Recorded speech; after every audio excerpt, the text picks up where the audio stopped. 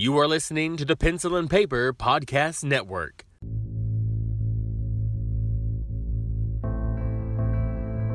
You're listening to the Horror Ramblings Podcast, the show about all things horror. We hope you enjoy the show.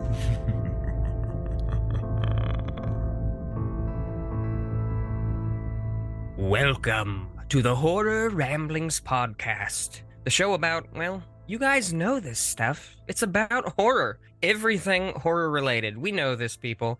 As always, it's me, that guy that you guys probably hate the sound of his voice, Lester. And of course, as always, the amazing, the astounding Master of the Dark, Mr. Stephen White. How are you today, Stephen? I'm doing fantastic. And if I may, we have someone joining us today in the hallowed halls of horror.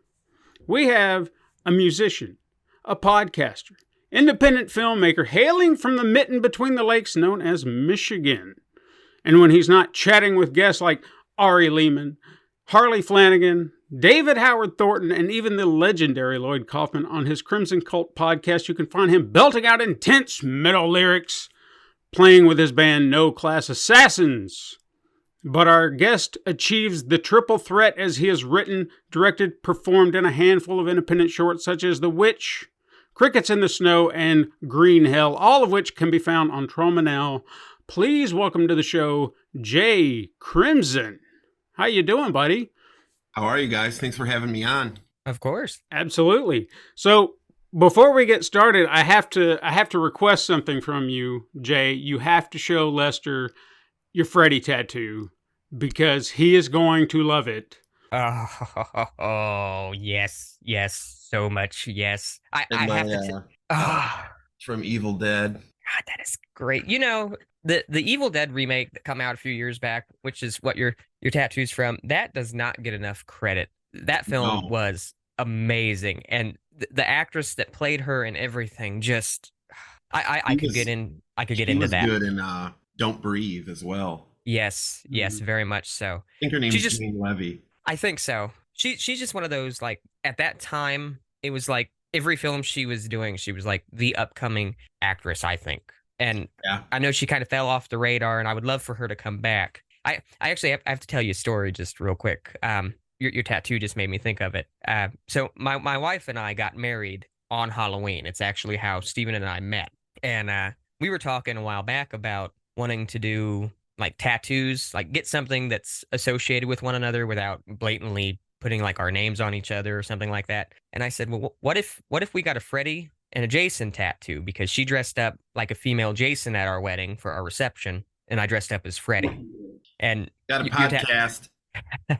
But yeah, your tattoo, just for some reason, it made me think of that. I'm a huge Nightmare on Elm Street fan. That's what forged Stephen and my's friendship, because of a script that I had done and everything. And I don't know how much of the show you've gotten to listen to. I know it can be pretty long sometimes, but we have a running joke where whenever I talk about Freddy or Nightmare on Elm Street or Wes Craven or Robert Englund, somebody has to do a shot. So just a little side note there. Sorry to get off topic there, but had to bring that up. That is an awesome tattoo, though, man. That is awesome. And I'll take the blame for the shot this time because I did bring it up. So it's on me, people. It wasn't Lester. I have a Jason one, too. Oh, man. Even better. So I guess what I want to start with before we dig in too deep, let's just start with the basic question. Let's dig into your horror influences growing up. Like, what got you into horror? Ooh, I'm going to say John Carpenter, Halloween, and The Prince of Darkness. That stuff scared the shit out of me as a kid. Mm-hmm. Like, you could see Michael Myers in the hallway and the shadows and stuff like that, keeping me up at night. And I knew that I wanted to be a director right then, or involved with films right then. Yeah. The Prince of Darkness, though, is underrated, in my opinion. And so very much. Yeah, and that's a creepy ass movie, and that movie scared me when I was a kid too, and I just associated being scared with John Carpenter for a while there. The Thing, how could you top that?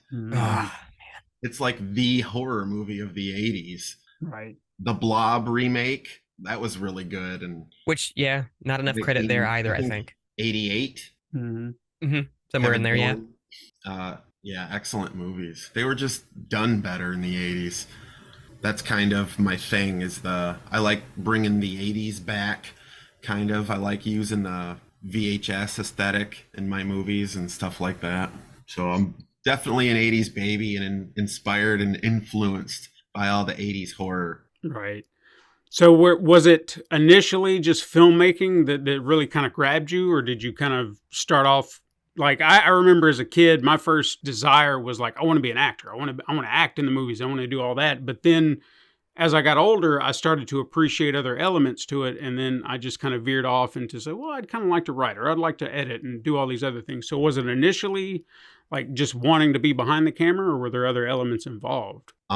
Actually, that sounds just like me. Mm-hmm. It sounds just like me, because I wanted to act and be in movies at first, and then I realized I feel more comfortable behind the camera, and coming up with the cool shots and make the story progress and stuff like that. Were you an artist as a kid? Because that was another influence that I had, is drawing. And then I realized that's kind of what I was doing, was kind of sketchboarding the ideas, the stories. Yeah, I could never draw really good, but I could I have a taste for art for sure. I paint and stuff like that too. I haven't painted a lot, but stuff like that definitely influences me as well. Mm-hmm. What would you say was your first foray into actual filmmaking? Was it one of the shorts that you've done, or have you done other things prior to that? It's actually kind of funny. The very first thing I ever tried to film was with my best friend and bass player, Chris Stotler, and it was called Bloody Blasphemy. And it was a goofy thing where I was Jason Voorhees and he was Michael Myers, and we did like a faux fan film back in it had to have been the 90s for sure, but yeah, but we were talking and stuff. It was hilarious because Jason don't talk, Michael don't talk, and stuff like that. I'm rewatching it when I'm a little older, like, yep, that's why this stayed on the shelf, all right. But it was awful. But we honed some creativeness there, and Green Hell was my first real attempt at making a movie. I can also relate to the very first, as you mentioned, the one that you don't want people to see. I actually put out a short I did on my YouTube channel, and I've always kind of left it as the very first, the zero, if you will, the number 0 that you don't want people to know about. But I put it out there just to say, look, you got to start somewhere. I know this is not some hidden gem or some amazing piece of art. It is what it is, but just know that you can go from this to doing better. So just hone your craft. And it was essentially me with a little animatronic Godzilla smashing through this fake little town. There's nothing to it. It's one of those that's really hard to watch for me. But like you said, it holds a special place in your heart. You were trying something new. You were trying something different. It was just like, yeah, all right, I guess I'll let people see it. I'm not as embarrassed by it, but whatever. So yeah, let's talk about Green Hell. So that was your very first. And I mean, compared to some of the others that I've seen you do, you really went like try to go full length with this. So you were kind of ambitious with that. I honestly could say that I'd never really went that far. So what was your influence with this? Like, what were you trying to achieve with Green Hell? Ooh, Green Hell. Well, it was you ever heard the term basement film? Yeah. It's pretty much a basement film, and no one got paid. We just were killing time. It was a boredom killer type of thing, and just a group of friends who decided to. Well, I asked them all, and there was a lot of partying going on back in the Green Hell era. And there's a few scenes where I knew I wanted to film something and I could get away with it. So I just had everyone at the party move to one side of the room, and then I'd film the scene that only had like a few people in it, and then, all right, commence partying. But yeah, there's a lot of mind-altering substances going around back in the Green Hell era.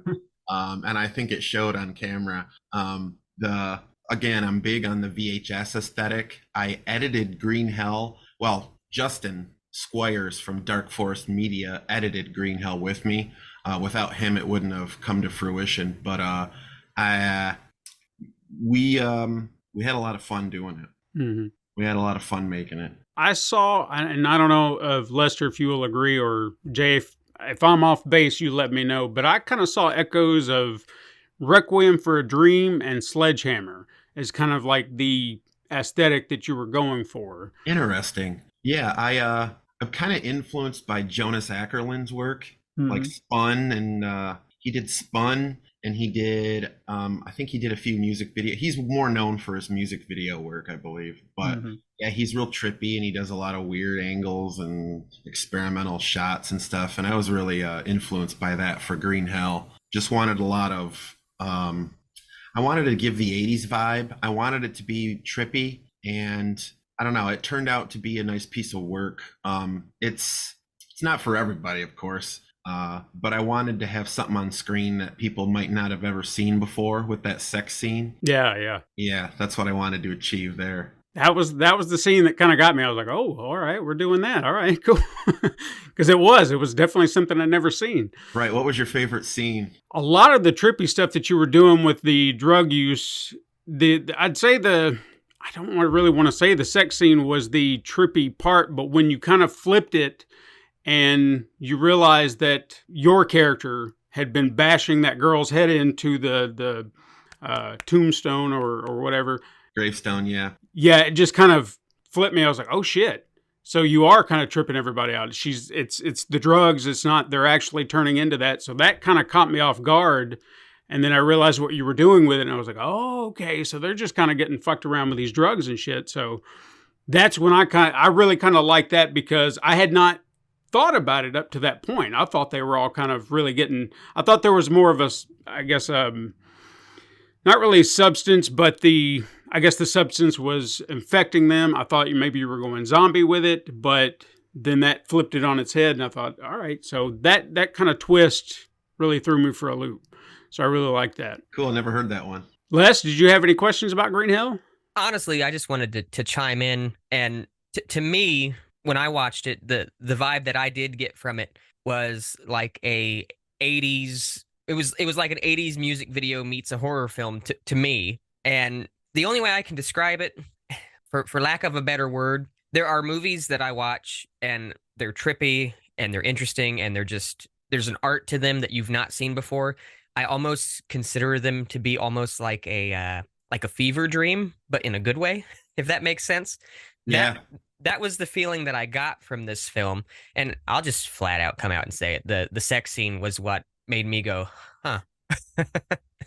I found it to be a trippy but fun time through the whole film. And excellent. Yeah, you definitely, I love the time of, I love the way that the film played out. I love the time that you took, and you can tell that. And I think one thing that a lot of people overlook with films, you can tell when the person or people that are working on the film are having a good time. And you can tell when a film is a living, breathing thing in its essence, because people are working closely together and everything. And I really picked up on that from this film. I can tell the love and the time and the fun that you guys put into it. And to me, that makes a film a million times more relatable, I guess, in a sense, as it really hits you where you live, if that makes sense.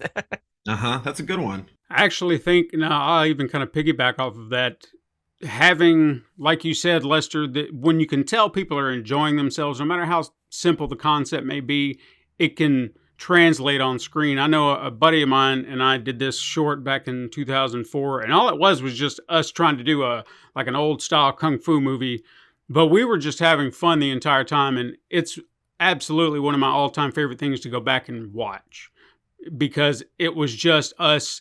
What can we do? What kind of crazy stunts can we pull off? And that's all it was. It was nothing special, but it's a lot of fun to watch just for that alone. So I can 100% agree with what you kind of laid out there, Les. And real quick, just a side note, going back to something you both talked about, your first like go to the first time that you did something involving film, which by the way, the Jason Voorhees Michael Myers thing, I would love to see that as like a comedy of them just being pals in their off time. It'd be the buddy comedy we never knew we needed. Just gonna say that. Just gonna say that. But Wow. the very first even remotely film related thing that I ever did, I played the dead guy for a project that some friends were working on. So I literally just had to lay there with fake blood all over me that they had made homemade, and it stained my skin because they didn't know what they were doing. Just had to put that out there. Classic. So with Green Hill, another thing I wanted to ask about it was, like you said, the VHS the aesthetic that you added to it, where you kind of saw like the tracking flickers throughout. What was like the impetus behind that? Were you trying to make it seem like it was a VHS tape that we're just kind of watching, or are you just trying to kind of push that idea into the film itself, like when you're watching it, like you're always going to get that look of VHS? Yeah, I like the look. It came from that for sure. And I wanted it to come across that way, so I edited some of it together with 2 VCRs and 1 television. Oh wow! And, I wanted to get those cut lines in there. You know what I'm talking about. Yeah. And I wanted those in there at some points, and it wasn't all done that way. Some of it was done digitally through an editing program, but yeah, some of it was put together. Most of the movie was put together with 2 VCRs and 1 television. Wow. It definitely brings back those old vibes of watching VHS tapes. And after they've been worn out for a while, you know exactly where that line's going to come in. Those little ripples, the little tracking moments. You're like, God damn it. Yeah. So which project came next? Was it The Witch or Crickets in the Snow? The Witch. I did want to ask you about this because this also reminded me of something that I worked on. So tell us about that, because I want to admit that you made a bold choice with that, going silent. Yeah. Let's see, I got notes. I ain't shit without my notes. I got oh yeah, The Witch was inspired by just old style black and white films that I like. It came off very artsy and like a college art film or something, and that's cool. That's what I was told by a couple of reviewers, and I can see that. But like, I wanted to make a film that the music carries it along, but not something very long, and that's why it was only like a 6-minute and 20-second movie. Just wanted to tell a short story that kind of the ending puts it in a loop. Like at the end of the movie, she kind of looks at the driver and smiles, and that's when you realize she's just going to do this over and over again. I tried to make it seem like she was the victim at first. Yeah. And, running through the woods and going to the cemetery and stuff like that. But I just wanted to make a artistic, short, black and white, silent film. Yeah, it definitely had, I guess I can kind of see what they were talking about with the school project vibe to it. But I mean, it definitely did have kind of its own way about it, because again, silent film it's not an easy way to go about filming something half the time, because you have to make sure your narrative is being told without sound. And again, you allowed the music to really kind of play on that. And I thought the music was perfect for this project, so it worked in its favor. And to kind of relate to that, again, there was a silent film that I did back in 2004 that I never really thought it had its potential like it should, because the music wasn't serving it, or at least I didn't feel like it was serving it at the time. And at some point a few years back, I thought to go back and kind of toy with it a little bit, because I had the means, and really kind of pushed it more into the old school realm of silent film, using music that sounded very old timey, like it came out of the 1920s and 30s. And it, to me, again, it elevated what it was originally. And it's another one of those that was just a lot of fun to do, and I think it translates well on screen. But no, that one was an actual fun one. I think that was actually the first one that I watched out of your movies, and I was like, all right, silent. That's bold. Not a lot of people go that route. Right. I wanted to do something different for sure. And Crickets in the Snow what was the idea and inspiration behind this one? Because I think I got where you were going with this, but I want to hear your side of it. Just an independent, like, short slasher. Mm-hmm. It was a tribute to slasher films. Gotcha. You can see him in the background and stuff a couple times, and that's very John Carpenter of me to do. And because, you know, Michael Myers in the shadows in the background, is he there in that scene? Rewind, let's see if he's back there, you know. Stuff like that. Yeah. Just experimenting, getting my craft together and stuff like that. Just trying to hone the skill. So do you have you had any ideas up to this point that you feel like maybe might be outside the realm of possibility at the moment? Like something you've written down and like, I'd really love to film this, but I just don't know if it's possible because maybe it's a little out of your budget or anything like that. Just seems maybe a little too ambitious.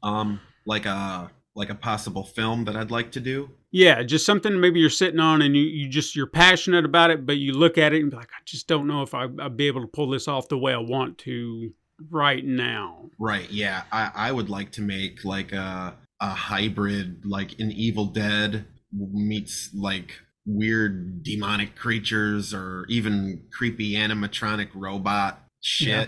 Like I would like to have like because I loved when you realized From Dusk Till Dawn was a vampire movie, because it took a minute, you know, you're waiting.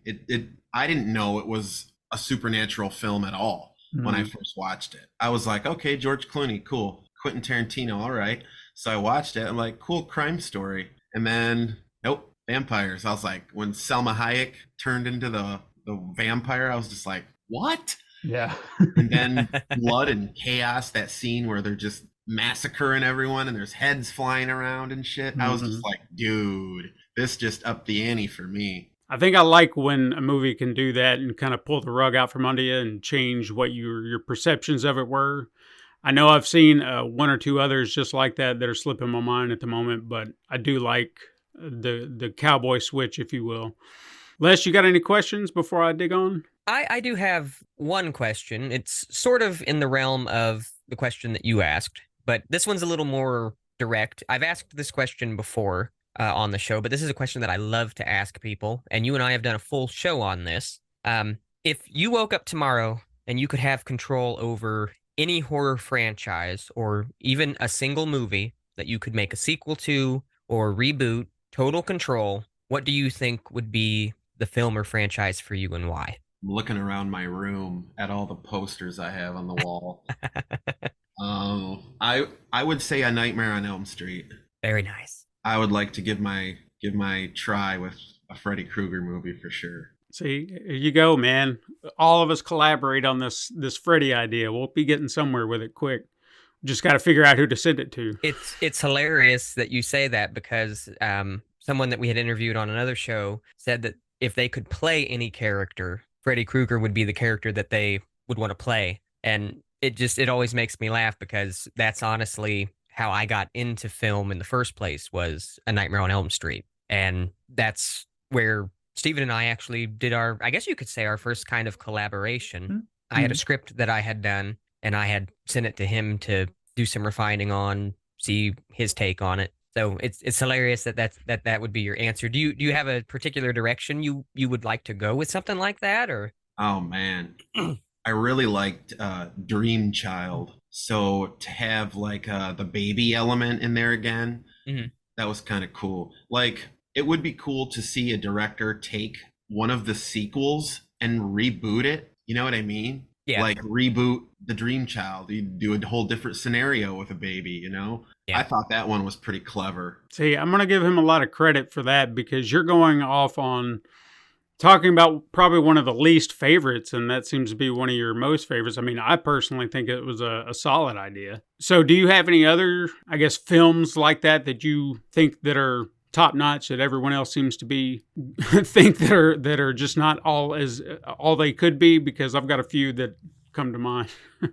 A lot of people didn't like The Happening with Mark Wahlberg. I thought that movie was pretty good. That movie messed with my head when I first watched it. I don't know if it was the state of mind I was in when I watched it or what, but a lot of people didn't care for it. And I think it was because they made it, the characters didn't know what was causing the issue. Sure. And so they made it seem like it was like trees or plants talking together and wanting to kill humans, and that's pretty bad. But the way they pulled it off on camera, I thought was solid. And the old lady bashing her head on the house and smashing her head through the windows and stuff. The construction workers jumping off the top, or the guy that lays down and lets the lawnmower run him over. Dude, the scene with the gun and the cop. It was just a really clever movie, and I like that M. Night. I don't know how to say his last name. Shyamalan. Shyamalan. Yeah, something like that. Shyamalan a ding dong, or I would agree with you on The Happening. Actually, that's one of those films that I went in with no thoughts on the film at all. I had not really seen any trailers. I think it was on streaming at the time, and I thought, I'll give it a watch. I'll see if it's any good. And the twists and everything at the end, when you find out, what's causing it and everything. I think a lot of people were expecting, mutant plants to sprout up and be walking on their roots and holding people at gunpoint or something. But it was a simple concept. And I've said it before, and I'll say it a million times. A horror film that sticks with you after you watch it, I think, is more effective in a lot of cases than just the shock value in the theater. So right. And yeah, forgot what I was gonna say. Oh yeah, they made it kind of seem like love ended it. Yeah. That's like one of the things I got from that movie was love ended all that. It's like what we needed was more love in the world. It was like a disguised Beatles song. Good observation. I like that. So I got to ask, and this is a little off topic, but I noticed that Godzilla poster on your back wall there. Are you a huge kaiju fan? Just Godzilla. Just Godzilla? Fair enough. Godzilla's a man. The old Godzilla movies are my favorite. Not sure. I would say Godzilla versus Biollante was one of my favorite ones, and that was the one where Godzilla fought the plant, the big plant thing. That was cool. Yeah, I'm a huge Godzilla. Yeah. Sorry. No. I was just gonna say I'm a huge Godzilla fan, and it's always good to meet another lifelong kaiju fan, even if it's just Godzilla. You don't have to like all the others, but Godzilla's I have this love-hate thing, because when Kong kind of comes into the picture, I usually side with Kong just a little bit more, all because he's the underdog. And I'm just like, well, he's King Kong. He's the original. You gotta show respect where it's due, but can't go wrong with Godzilla. King Kong versus Godzilla was a classic. Absolutely. So let's talk about your band, man. No Class Assassins. I'm saying that correctly, right? Yep. Okay. You are was this like your band that you started, or was it just like a group collaboration with your buddies? Dave Kelsey and Chris Stotler, guitarist and bass player, they started the band, and it was called AP4D at the time, A Parable for Destruction, which was a song title. And they had different things going on, and I joined the band in late 2008. And we played our first show together January 9th, 2009 at the Roach Bar in Port Huron, and big hole in the wall dive bar.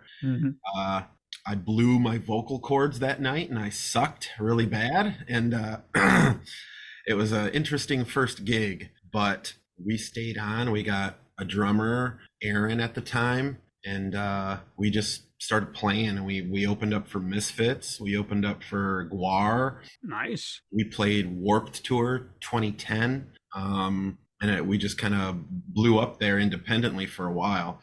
We're on a kind of a little break right now. Guitar player health and just COVID really knocked some shit around. Sure. We got signed to Hellfire Records early 2019. And we released our album December 7th, 2019 through Hellfire Records. And yeah, it's on Spotify, YouTube, Google, all that stuff. And yeah, then COVID happened. We played in Indiana at a place called The Ruin with Green Jelly. Oh, nice. And then right after that, it was like, oops, show's over. Band's got to stop. So we had to force ourselves to be more creative. I started a hardcore punk band called Chemical Valley Mutants, and that's kind of what I'm doing right now. I play drums in a band called the Candle Burners, which is kind of like Black Sabbath meets Alice in Chains type of stoner doom. And that's my home band. I call it a home band because it's right in my garage. We practice in my garage. So Yeah. and I live with the guitar player and the bass player now. So it's a home band. Sure. It's where we go and relieve some stress and try to write some cool shit. I would say Chemical Valley Mutants will probably start playing out soon, this year for sure. And then we're all writing, so all three bands are writing. Yeah. Shit, I didn't even know Green Jelly was still out there touring and stuff. So that's pretty awesome. So you said that you were playing drums on your new band, but you were doing vocals with the other band. Are you just musically inclined all the way around, or is it just drums? So. Yeah, I guess so.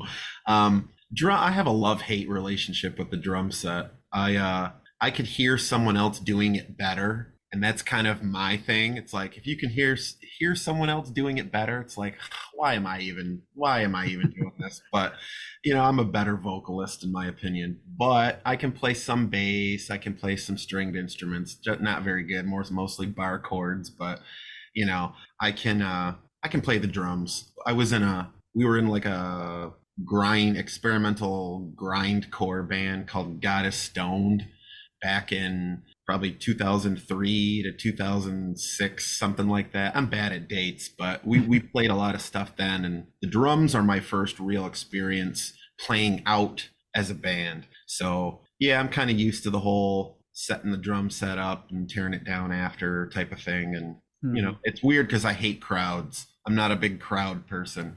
And I'm doing what I do, and it involves large amounts of people. So I don't know. I'm just that guy in the corner, like, hey, thanks for coming. Yep. No, I get that. So who were your musical influences when you were trying to find your vocals for No Class Assassins? Because you kind of hit a few familiar notes for me, and I was curious where you were going with that, like who you were, if there were any. Well, we're big fans of the whole New Orleans, the NOLA metal scene, like Down, Pantera. Well, not so much Pantera from Texas, but Phil from Pantera and Down and stuff with Corrosion of Conformity, I Hate God, Crowbar, stuff like that. I'm really influenced by Phil Anselmo from Pantera, Lane Staley, Mike Patton, Faith No More, stuff like that. I would say that's where my vocals come from, and definitely Mike Nine Williams, from the singer of I Hate God, big inspiration. All the New Orleans, I'd say Southern death metal. But our idea for No Class was to be a more death metal Pantera, but it kind of comes off more bluesy. I think we're definitely inspired by like the heavy blues stuff that they do in New Orleans. Sure. I got a buddy that lives in Florida, and he's actually the one that kind of got me into a lot. Like, he sends me death metal music all the time. Just like, check out this band, check out this band. Some of it I can get into, some of it not so much, because sometimes they just go way out there. Like the Scandinavian stuff can be interesting at times, and then it gets a little bizarre for my taste. But it's some pretty good stuff. I watched a lot of your videos, listened to a few of your tunes, and I was kind of digging what you were doing. Yeah. So, Les, do you have anything you want to ask before? Because I feel like I'm taking over, as I usually do. Well, you normally get to the questions that I plan to ask anyways. So I like asking just really, really basic questions that a lot of people, we're all human. It's more than just about the work that we do. I know we're the Horror Ramblings podcast and everything, but what do you enjoy doing in your off time? That's a question I feel like has a lot to offer. When you're not directing, when you're not writing, when you're not doing music, what do you enjoy to do in your off time? Smoking weed by the beach. That is not a bad answer. I like being by the water, and living in Michigan. There's a lot of water. I can see Canada from like right down by the boardwalk in town here. So wow. It's pretty cool. I love being by the water. It's real relaxing. So I like to chill by the water for sure. Boardwalks. Yeah, that's my shit. I like to hang out. I'm not a big drinker. I love bonfires, stuff like that. I was working at a gas station, but that kind of fell through. So back to the drawing board with funds and work and stuff like that, and car troubles. But I'll get through it. It's called life for a reason, right? Isn't that the truth? Weed legal up there where you're at? Yep. See, lucky ducks, man. I need to get into these states where it's legal. Where are you guys at again? I'm in Tennessee, which we're going through our own hell of stupidity around here. Yeah. And I'm in good old Ohio. I don't know why I would say good old Ohio, but Ohio. Hey, you're right under me. Yep. Stephen and I live about 6 hours or so away from one another, and first time we met was my wedding, and I think we've maybe twice since then we've seen each other. I think sounds about right. We try to do a little bit of traveling, but life, it has a way of doing that. But Yep.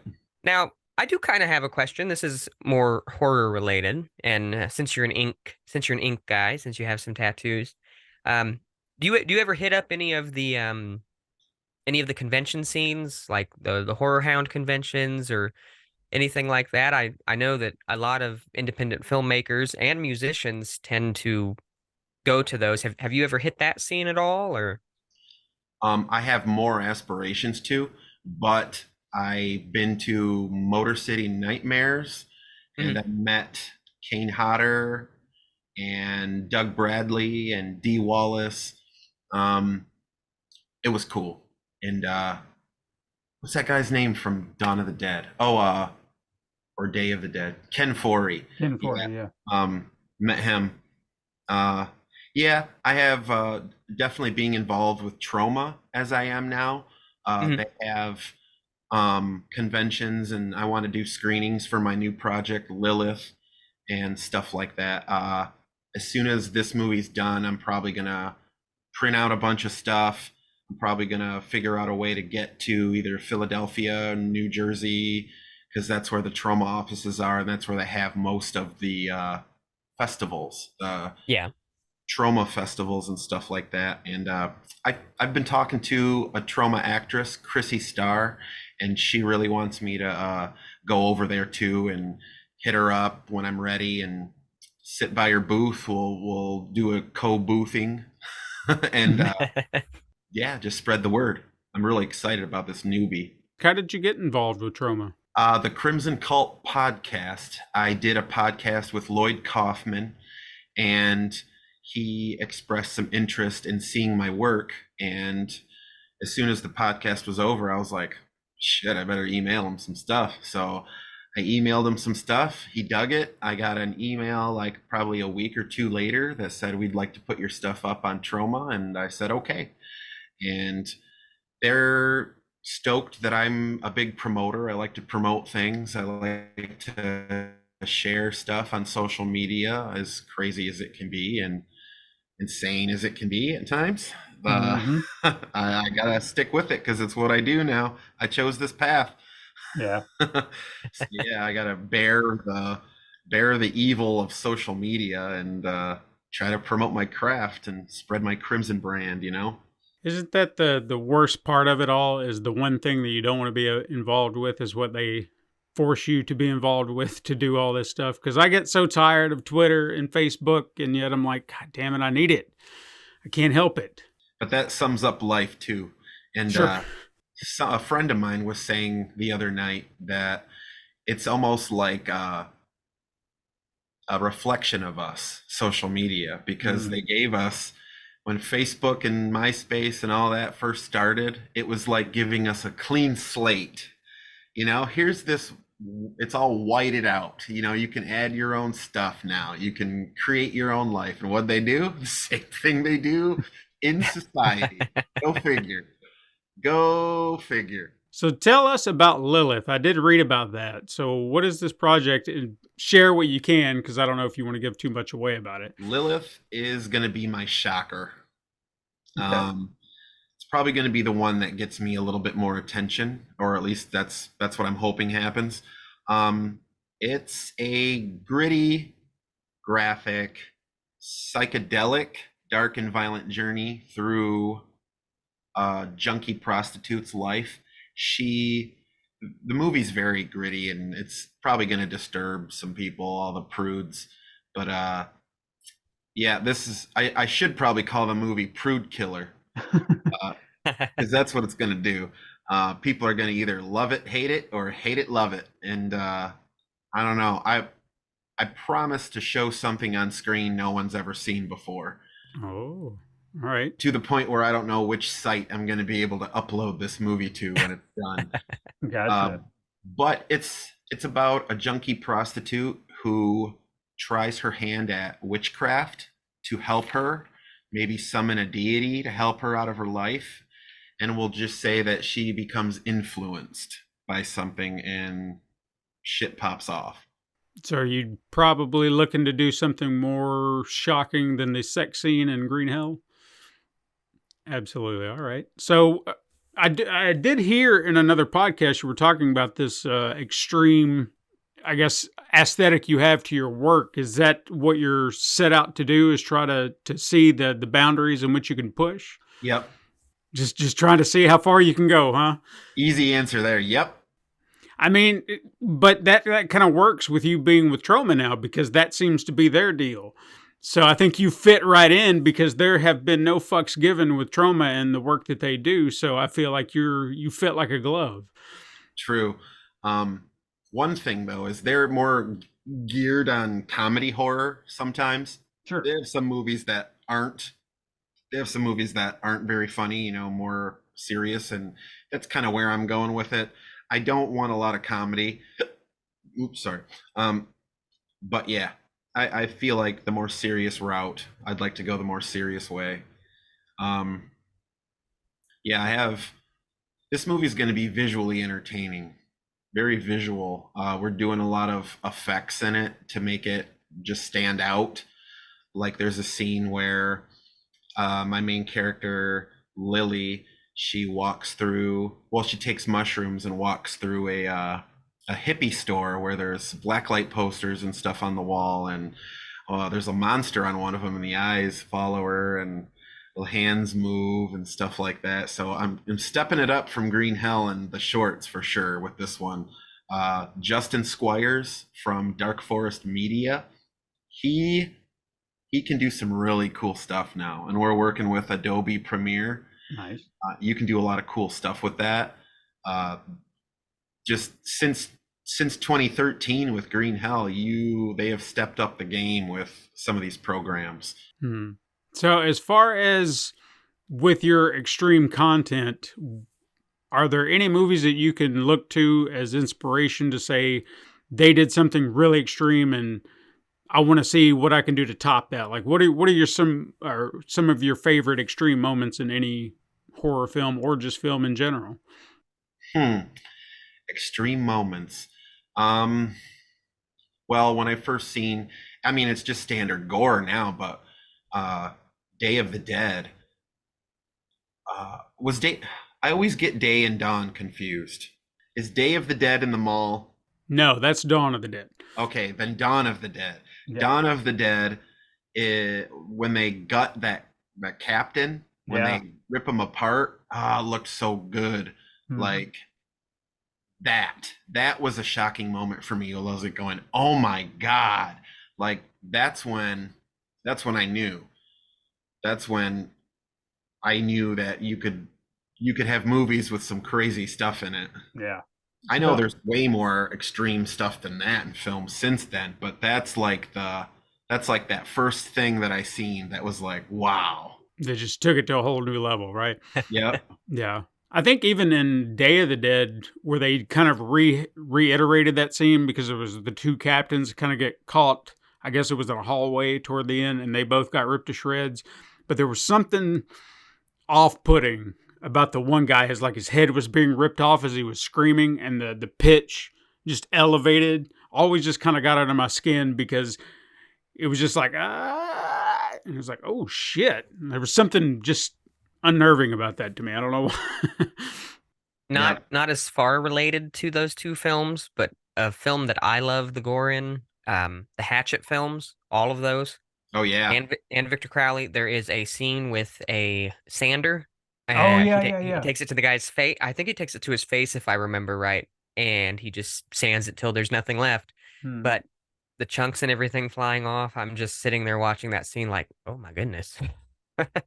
That's another one of those. Just yeah. That's a good series. Yes, very much so. And I love there's a lot of behind the scenes stuff where Kane Hodder he loves to prank people on set. And Oh yeah. full Victor Crowley makeup, he would go inside people's trailers and wait for them and scare them like there was no tomorrow. Nice. I should have asked this earlier, but I'm going to ask it now. And this is not a trick question, just genuine feelings. Halloween Ends, yay or nay? Oh yay. Fucking A. All right, you're on my team. Can we discuss it for a Yes, second? absolutely, because I want to hear what you loved about it and why you're on team Halloween Ends. I thought it was different. It was like a hybrid. I don't think anyone was expecting it to be that way. I wasn't. It took me like a good 3 watches to love it. Because there's a lot of hidden things in that movie that I feel like a lot of people didn't pick up on when they watched it the first time. Like, yeah, Michael's not in it as much as people wanted him to be. I mean, if you want to see Michael ninja killing a bunch of people, just watch Kills again, you know. Exactly.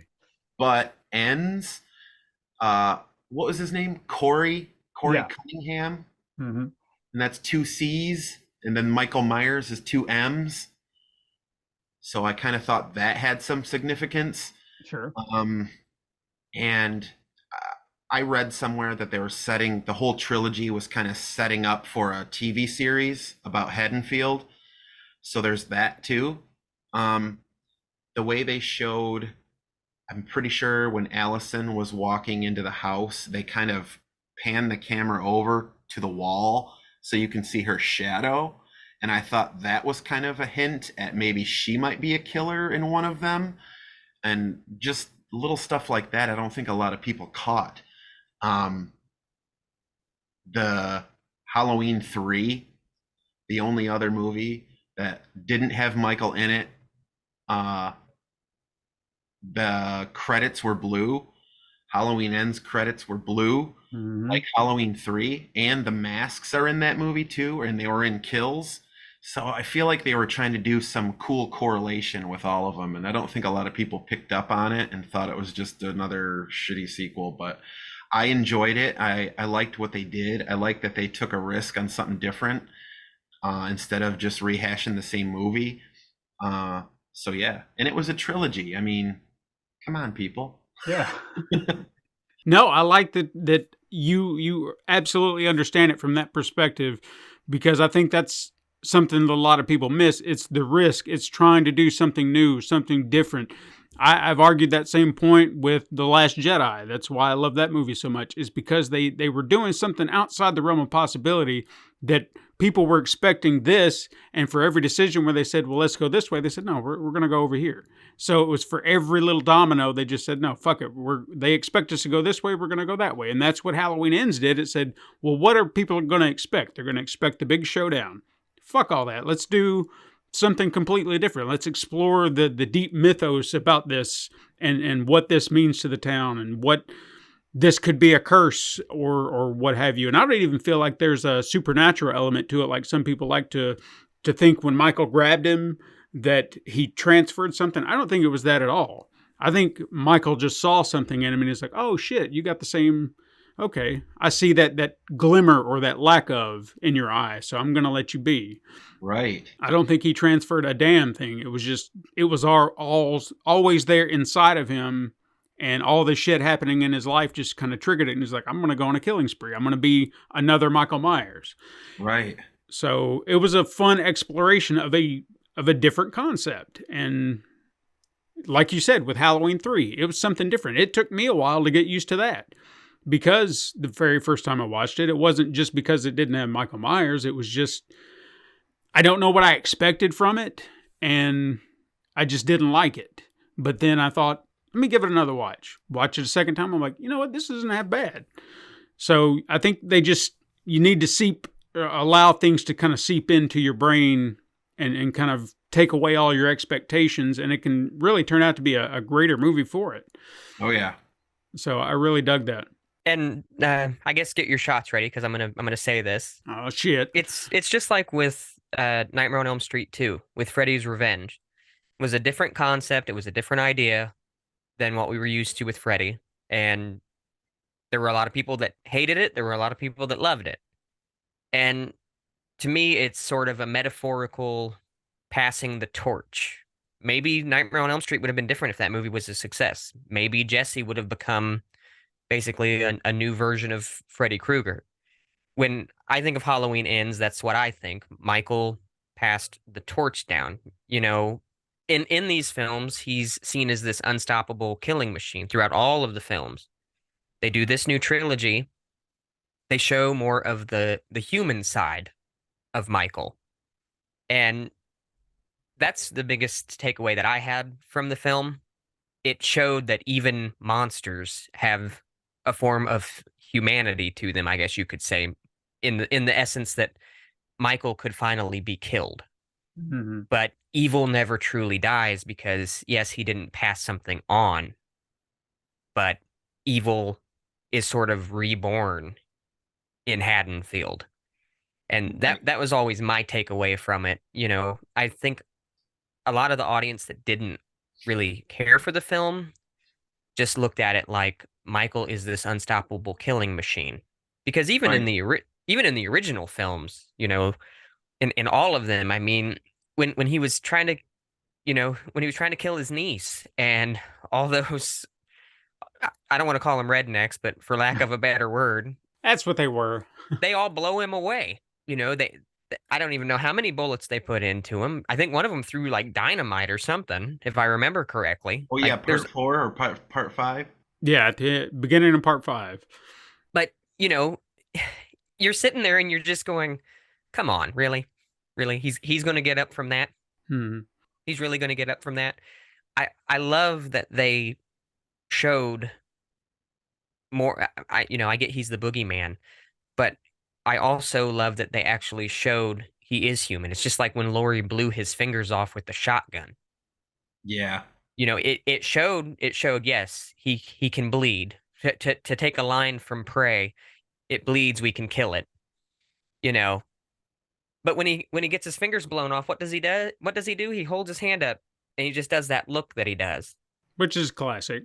But to me, that's, you know, it shows, yes, he's human, but he is one tough son of a bitch, for lack of a better way of putting it. And I don't know. For me, I'm kind of in the same boat. I feel like it's a movie you have to watch more than one time, and you have to look at the other elements. You have to look at all of the things that sort of correlate with the other films to really appreciate it for what it is. So I just wanted to add that little bit. I agree with that. So let's talk about your podcast that you did, the Crimson Cult podcast. Are you still working to produce more episodes of that, or? Yeah, it's kind of on a little break because of the movie, but and all the band stuff. But yeah, I have aspirations to get back on that horse. You've had some pretty impressive guests. I mean, how did you rope those cats into that?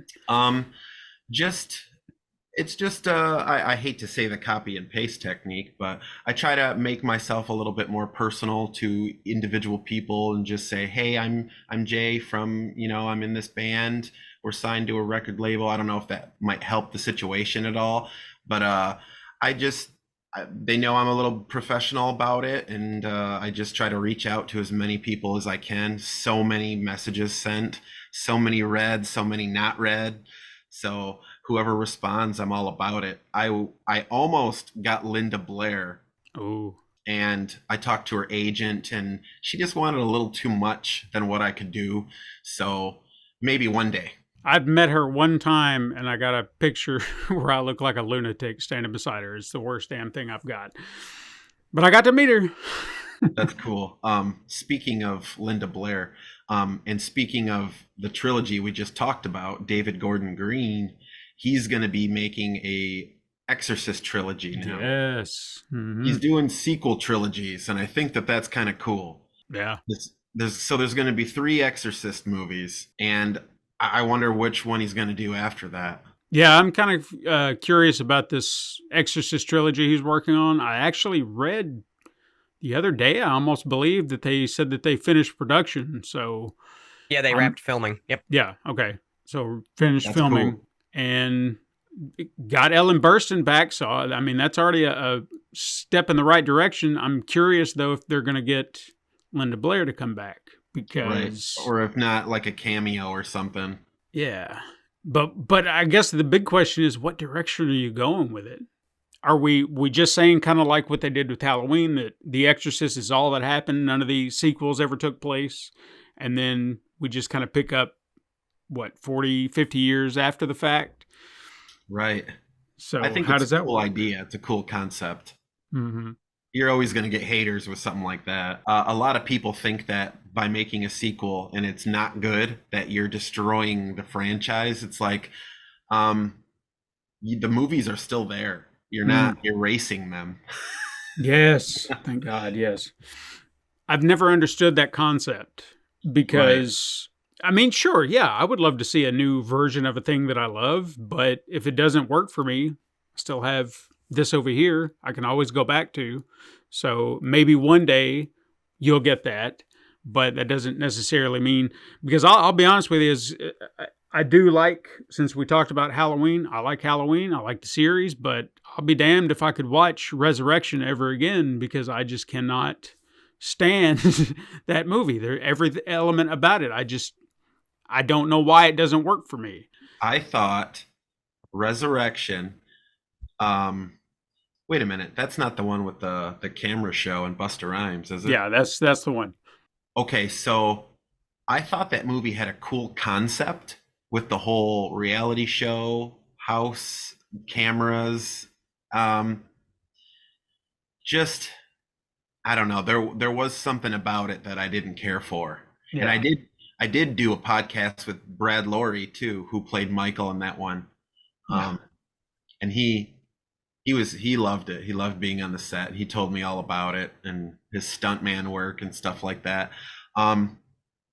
Yeah, he said he was proud of the movie because he said we took it somewhere different and trying to be creative and stuff. But yeah, the only thing I really liked about that movie was the concept. Yeah, I thought the concept was cool. I think it could have been done a little different. But yeah, I would say that's probably one of my least favorite Halloween movies. Mm-hmm. In all honesty, the only thing about that film, other than, the karate fighting and, all of that, the only thing about that film that I really enjoyed, there is a scene in it, 2 of the people go off to have sex, and I think the girl's like wearing a camera. Yeah.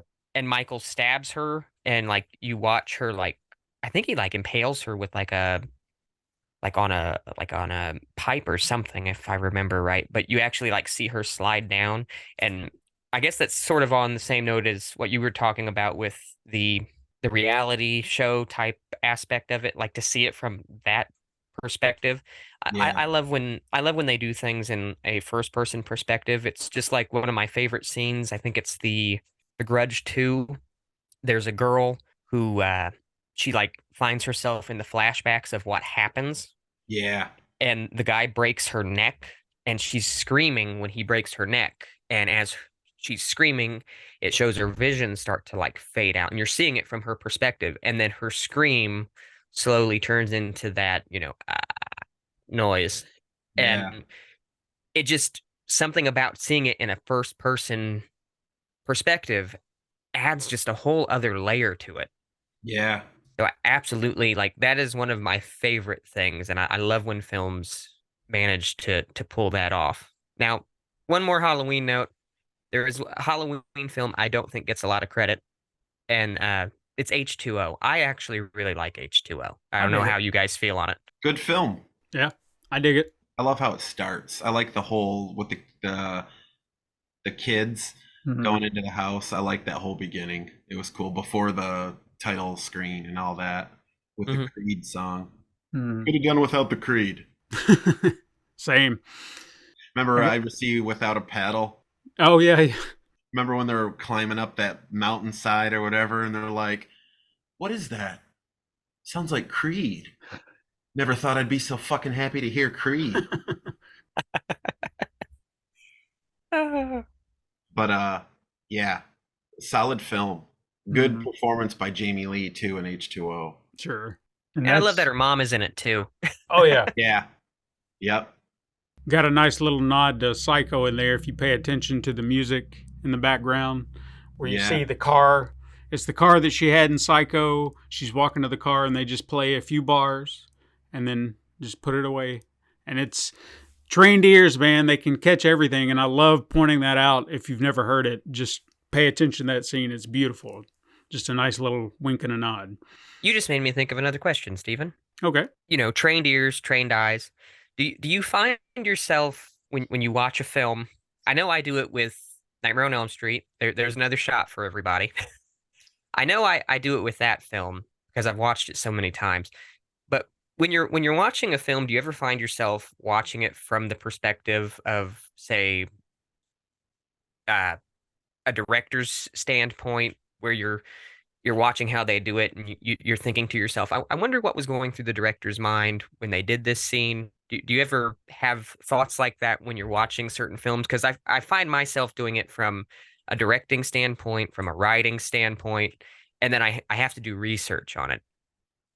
Right. I definitely do. I definitely do that. Like just what's in the frame at the time and how they go from left to right, stuff like that. Yeah. Angles, all that. I think I do that with editing because I've done so much editing work that I'll notice just fragments, little snippets, or maybe even the way something's structured in certain ways. I'm just like, was that the right way to go? Maybe you could have cut it a little sooner. Just little things like that. And it's my preference. That doesn't mean I'm necessarily right. It's just I'm looking at it through a different lens saying, what would I have done differently? Maybe I would have structured it this way. And I guess we all kind of have that if we've gotten into something well enough that I wouldn't necessarily say it's like we know better. We just have a different perspective. And I think that's kind of fun because we can kind of take other people's work, observe it from our own perspective and think, what would I have done differently? And again, whether or not it's better or not, it's not for us to say, but it's an interesting concept to kind of take in, you know? Right. And at the same time, it's like, who wrote the book? Right. Is there a book we have to follow as a filmmaker? No. Mm-hmm. If I want to have a stupid clip in there that makes no sense at all, and I justify it, it's going in, baby. Right. You know, I feel the same way about writing when you're doing anything with the screenplay, because Stephen can attest to this firsthand. I do not write like a regular script writer. If I feel like there's a scene that I want to get some feedback from the people who are performing it, I might not put in exactly as much detail. And then if there are scenes that I think need to be a certain way, then I'll put in more detail. I might even add side notes. I mean, it looks like a hot mess, but I've always looked at films like a living, breathing thing. It's something that you build with the people who are starring in it. And, you know, you set up the foundation, you set up a strong foundation, and you build it with those people. That was a question I was going to ask you. You know, I from seeing your films and everything, you can tell that, like I had said earlier, you know, you can tell people are having a lot of fun with it, and you can tell that it's a living and breathing thing. Do you like to get a lot of feedback from the people that are performing with you and kind of go from there, or have you had moments where you've just been like, it has to be done this particular way? I'm definitely big on people giving me their input, the actors and actresses. I like their input. I like, I try to say, this is what I want out of this scene. You can improv as you like.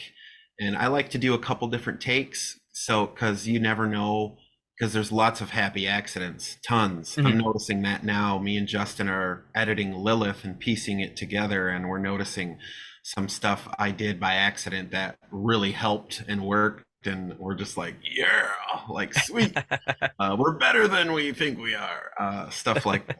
But yeah, definitely, I definitely like hearing other people's input. So to kind of piggyback off of that similar situation that I've had in the past, do you feel like from a director standpoint that despite having collaboration, you do have to kind of rein stuff in and not let it go too far out? Because I've had an experience where initially I thought, well, collaboration, this will be all be great. And we all have our bits, but it's stronger when you do have a director that's like, okay, we can improvise, but let's kind of crank it back down to a direct vision versus being a little bit more scattered. Have you ever had to deal with anything like that? To reel it back? Yeah, a few times. Yeah, it's just like, okay, no, that's too far. Let's reel it back. Yeah. It's a couple moments like that for sure. I always kind of thought at first that I was kind of being, I don't want to say a dick about it, but I thought I was kind of taking the joy out of it by kind of stepping up and saying, all right, we've got to have a legit director, someone who's going to take the reins on all sides. And come to realize when I do comparisons, it's better for it. You know, if you compare the one project where everything was kind of chaos versus the one that was more structured and reined in with a director, even with collaboration, it's stronger overall when you compare the two. And I genuinely feel like that's, you can have both. You know, you can allow collaboration, but you also have to have that structure, and that's where the director comes in and really kind of runs the show. Right, and that's kind of like my guitar player Dave Kelsey in No Class Assassins. He will, he kind of takes the reins in the band. He's kind of the leader of the band. Mm-hmm. He started the band, so it makes sense. But the way we write stuff is I'll let them come up with stuff, and he's got to feel it. It's got to be something he can feel and stuff like that, to flow into different parts. And I kind of let them do their thing, and I paint over it with vocals and vocal patterns and stuff like that. So yeah, he's the leader in that sense, where it kind of goes both ways. You kind of have to take a step back and let someone do their thing sometimes. So having worked with actors that are essentially your friends, have you ever been impressed by someone and their performance, like coming out of the gate with something that you just completely did not expect out of them? You're like, holy shit, they're actually a lot better than I expected. Right. I feel that way about Mandy Mahan, my actress for Lilith. She went above and beyond, and she did an excellent job. At first I was like, okay. And she was like, I don't know what I'm doing. And I think that added an element to this where it kind of worked with the story, because she's supposed to be she's a drug addict, like a nervous, like prostitute, just really down on her luck. And the fact that she didn't really know how to act it worked in its way. I think it'll come across very well when people watch the film. But yeah, there's times she surprised me and I was like, dude, that was awesome. Good shit. And same with the Green Hell cast and everybody else I've worked with. One person's at least surprised me a handful of times. I think that's the sign of a good director as well, when you can get something out of somebody that you didn't expect, because you're trying to get them somewhere, and clearly you did something right. So you got something good out of them. So applaud. Lester, do you have anything else? I'm sure I could bring up a bunch of random things, but off the top of my head, I do enjoy asking this question too. You've put a lot of really good work out there. And I love to ask, what kind of advice would you give to, let's say there's somebody listening to the show who, they have some ideas, they want to get them out there, they're just not sure where to begin. What kind of advice would you give them? Not sure where to begin. Well,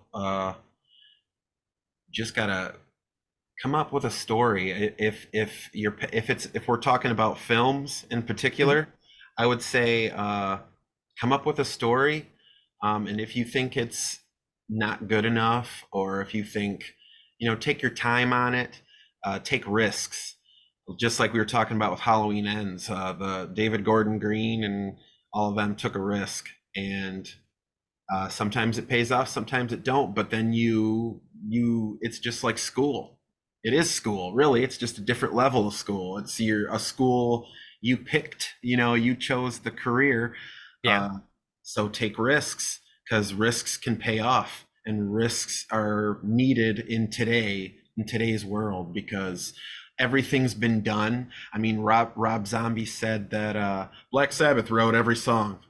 Black Sabbath wrote every song there is. Everybody's just ripping off Black Sabbath at this point. And I thought that was kind of funny.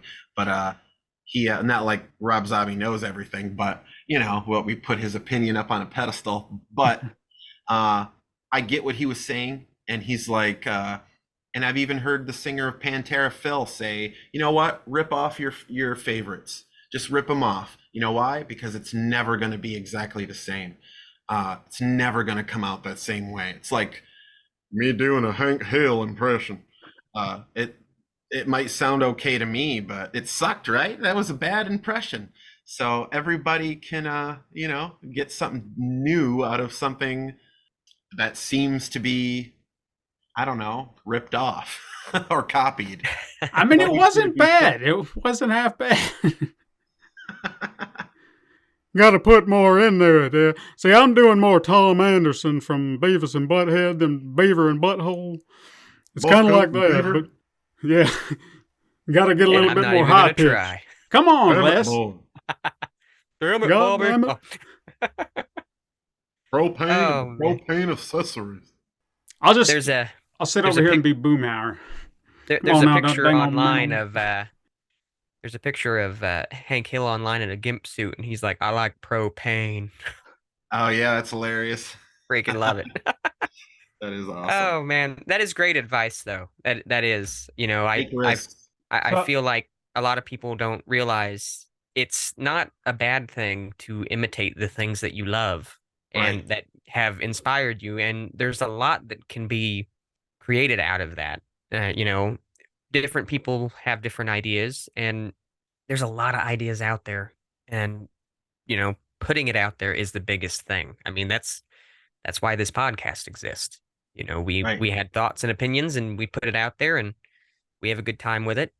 We get to talk to awesome guests like you. So, and I even think exploring different avenues is part of that process too, because numerous times I've looked at things that I've jotted down and thought, well, this sounds like this or this sounds like that, but I'm not looking at the inspiration. I'm looking at, where am I going with it? What am I going to do with it? And that takes completely different shape. So where that goes from there, that's up to me, as long as I don't just repeat what someone else has done. You're making it your own. You're just kind of inspired by what came before. Right. So one last question that I have, and I think I know what you're gonna say, but I want to ask anyway. So if you had the option to make it to the red carpet or go to the beat of your own drum, which is more appealing to you?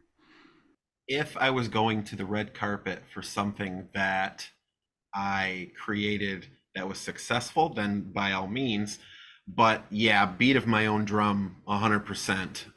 That's just how I live my life in general. Mm-hmm. I definitely went the left path instead of the right path, or straight. I didn't go straight or right. I went left. So now I got to deal with it. Yeah.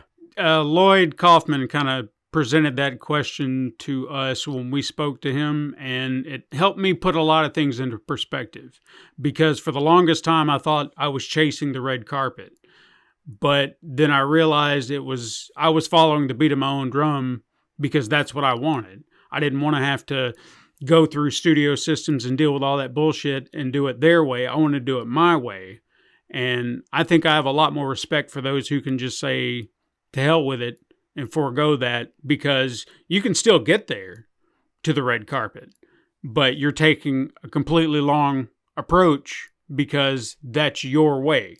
That's your approach. You're doing it how you want to do it. And I think that's a more bold aesthetic to go down, because you're not going to bend over for this person or that person saying, well, you got to do it this way. You got to do it that way. You're like, no. I've got my ideas and that's how I'm going to do it, period. Yep. So that's where I have a lot more appreciation for like the films that you've done. When I look at that, I see that you had a passion for something and you were going to make that project, and that's that. Nothing was going to stop you from doing it. So there's passion in it, and it comes through regardless of what anyone may or may not see. I see it. You know, those who can identify it, you can see what's going on there. So I applaud you for that as well, for following the beat of your own drum, if you will. Thank you. I appreciate that.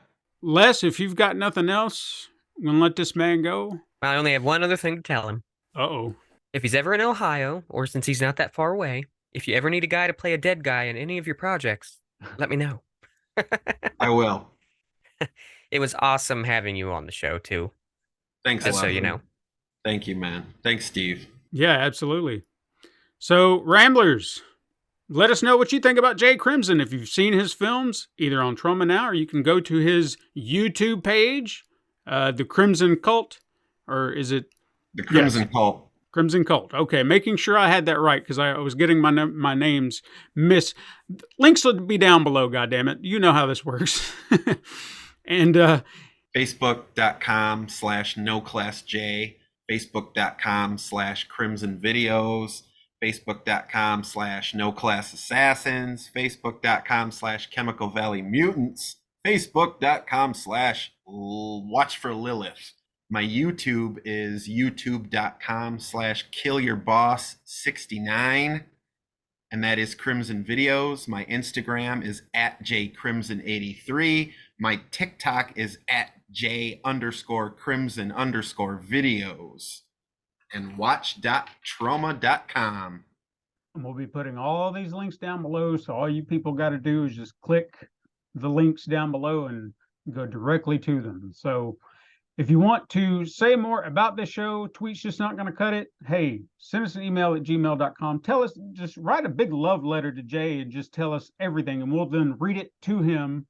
We don't want to make it creepy. If you want to go detailed, we'll just forward it to him. So just put it in the tagline, forward to Jay Crimson, and we'll just stay out of it.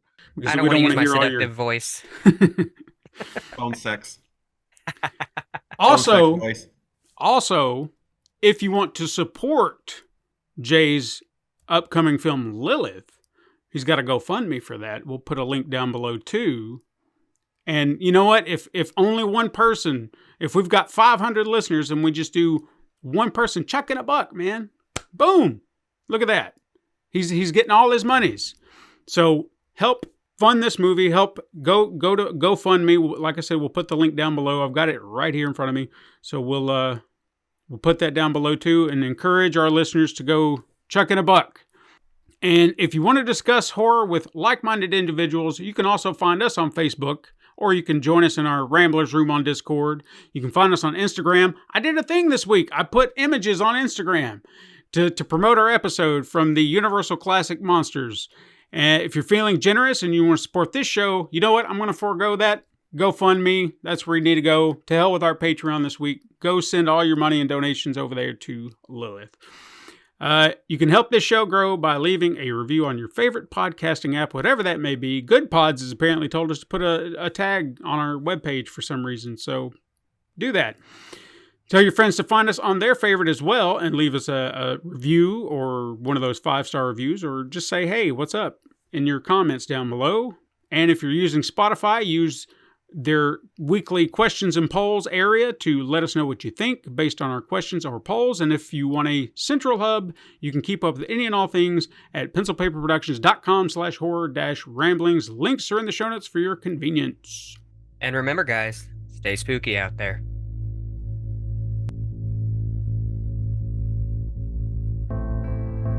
This has been the Horror Ramblings podcast. Join us next time for even more.